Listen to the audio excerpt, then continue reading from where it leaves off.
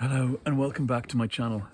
Somebody just asked me on one of the comments about how many books I read at once, and in recent months it's been one at a time, which has done me a lot of good, I think.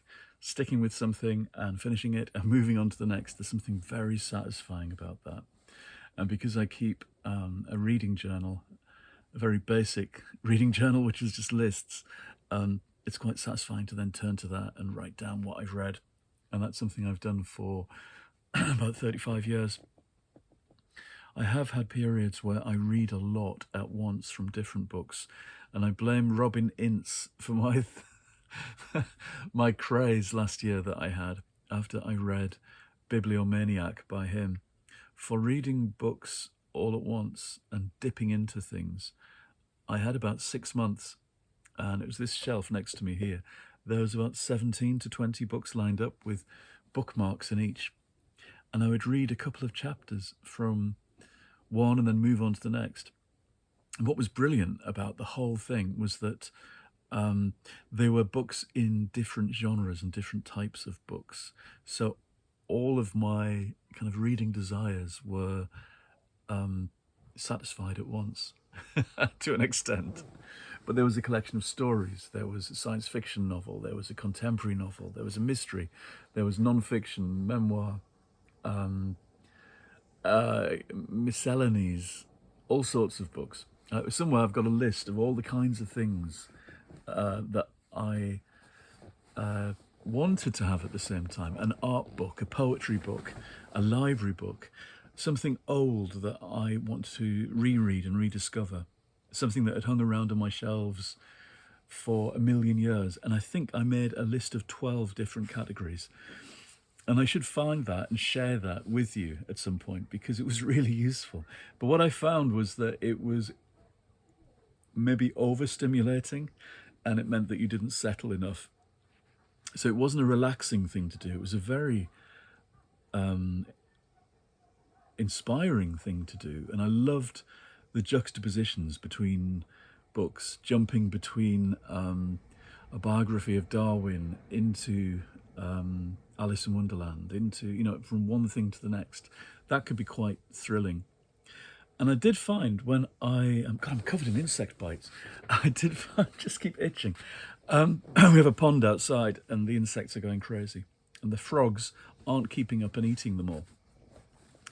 The frogs are being eaten by the cats. Anyway, I'm trying to think if that's a metaphor somehow for reading too many books at once. The frogs eat the cats, or the cats eat the frogs. I found that it meant that I gave up on books because, and this is another theory of mine about reading, that if you're forcing yourself to go back to read something, you shouldn't bother with it, at least in terms of, enjoyable reading. And so I found that every now and again with this bookshelf of 12, things would drop away, half done. I'm not getting enough from that. Replace it with something else. That was really interesting. And it meant by, when I looked back at 6 months of this and did some kind of consideration of what I'd enjoyed, I found that I'd read fewer books completely. I dipped into more books than usual, but the books that I had finished were better. I had a better hit rate than I normally have when I read one at a time and stick with it. And I thought that's interesting. To survey more, read fewer more fully, and enjoy them more and get more out of them. So it sounds quite scientific. I guess it is more scientific. It was quite a good way of doing things.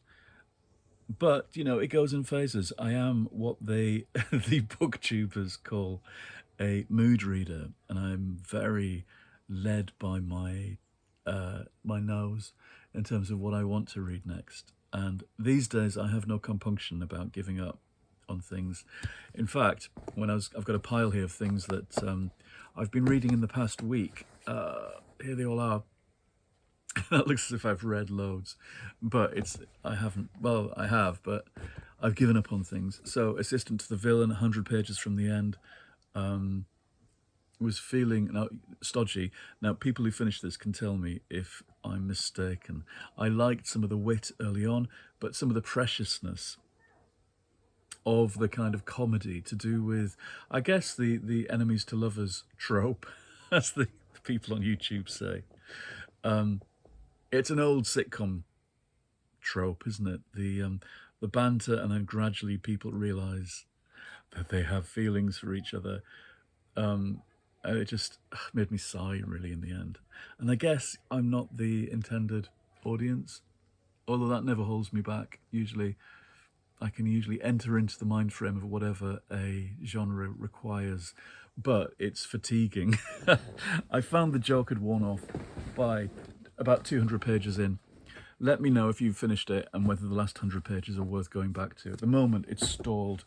I turned to Theodore Sturgeon and More Than Human, which I talked about in a video yesterday, when I was on this sudden enthusiasm for Gallant's science fiction and reconnecting with that part of myself that spent summers reading science fiction from the library and exploring the science fiction of the 50s, 60s, 70s, which seems so kind of mind-expanding and peculiar now.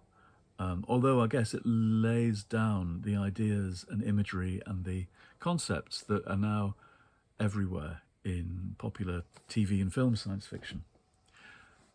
What was avant-garde then is now kind of commonplace, but when you go back to the source, those books are still very peculiar. I've been going through this as well for my personal private book club, Wild Mind by Natalie Goldberg, which I'm finding extremely satisfying to go back to. And it makes me want to keep journals again properly and go and sit in cafes and write, which I haven't done enough of because I've been concentrating for the last 2 months on commissions and getting work done. In fact, the last 2 months, I was counting up in my diary. I've had 3 weeks on a Doctor Who commission, 2 weeks on editing and proofreading an Elsie Mason novel, and then about 3 weeks writing the last third or quarter of this thriller that I'm writing. Anything You Say is my title for that. And I'm coming towards the end of that.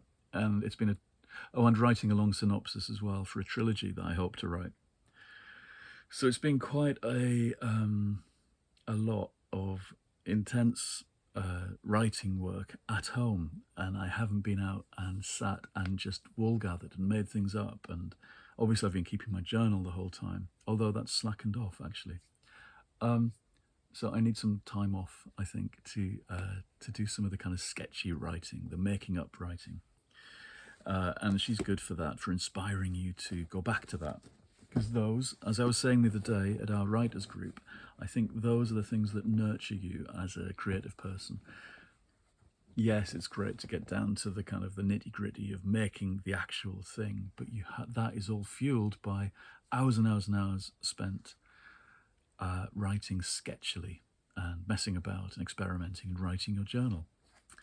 And last night, to go back to reading, I read the first couple of chapters of the Squeeze biography, the band, by James Griffiths. I watched the documentary about them again. There was a documentary on BBC 4 from 2012, and it was fantastic. And it was at that time that BBC 4 were doing rock documentaries about all sorts of people, and we kept it on the hard drive and lots of those documentaries from that time. And this set me up to start reading James's book, which is beautifully written and full of great anecdotes, but also, like lots of good rock biographies and music biographies, full of stuff about writing, actually. And I find them useful because whatever they're learning there about music and lyrics and putting things out into the world, it's useful for the kind of writing that I do. It's just a sideways jump.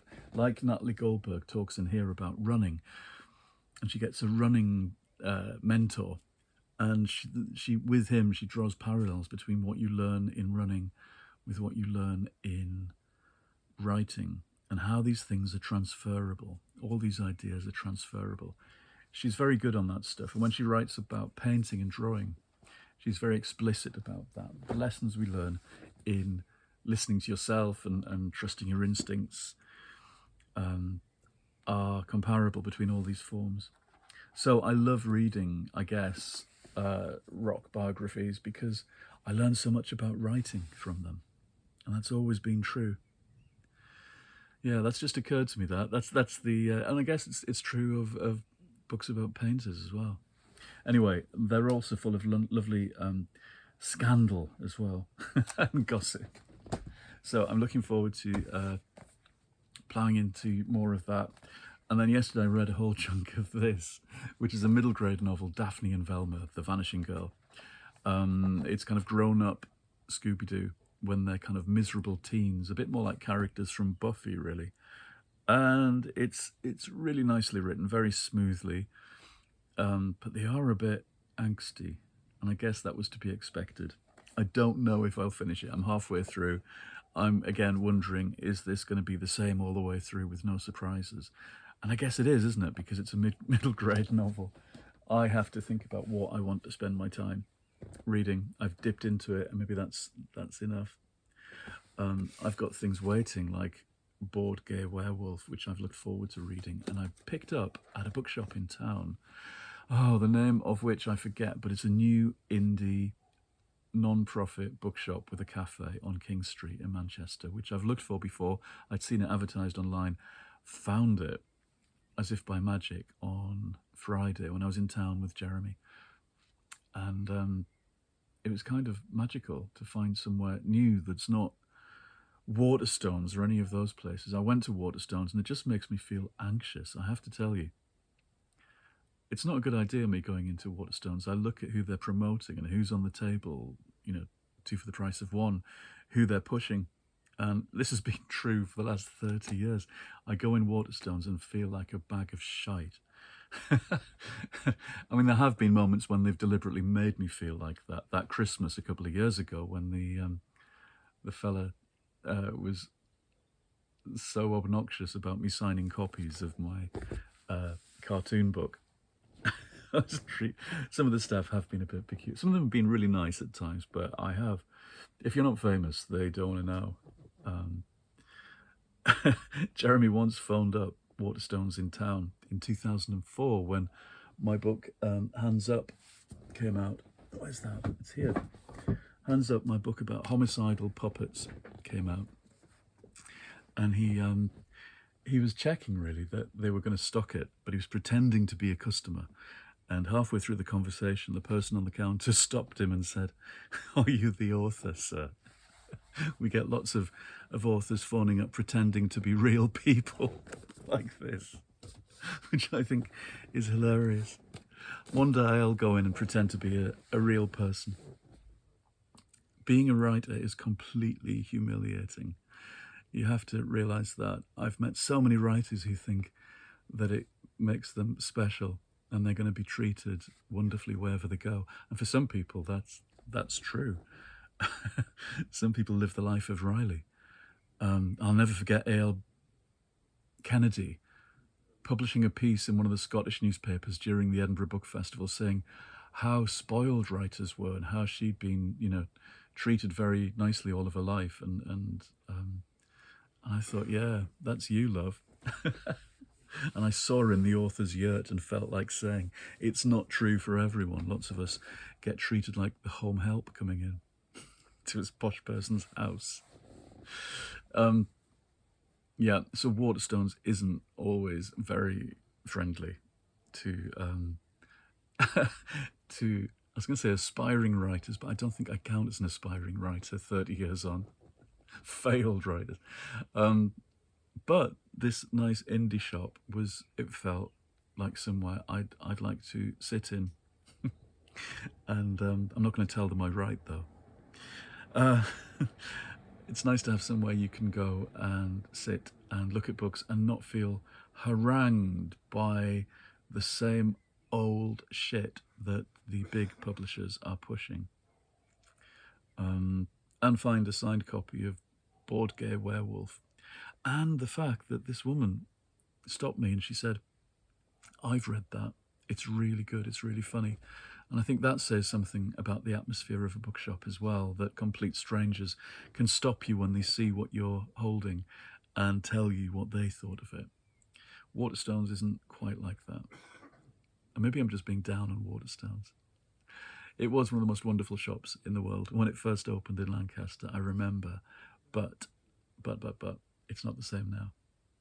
I miss, what was it called? Borders and Books, etc. I miss the world when we had more choice.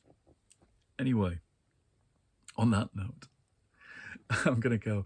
So I do read more than one book at a time. These days I let things overlap slightly, and maybe that's for the best.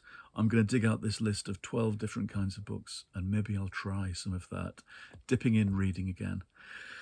And I'll take you with me on that that journey. Okay. I'm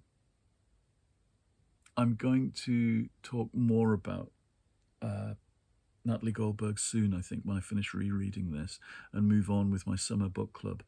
I also want you to ask me questions again. I like doing that Q&A thing, whenever that was, last month or the month before. That was fun. So if you've got questions for me as a reader, as a writer, all those things, drop them into the comments below. I love getting the comments. I can't reply to all of them now because there's quite a lot of them, but I do read everything and it's fantastic. Having that sense of an audience out there each day. Okay, goodbye. I'll see you again soon in the next episode.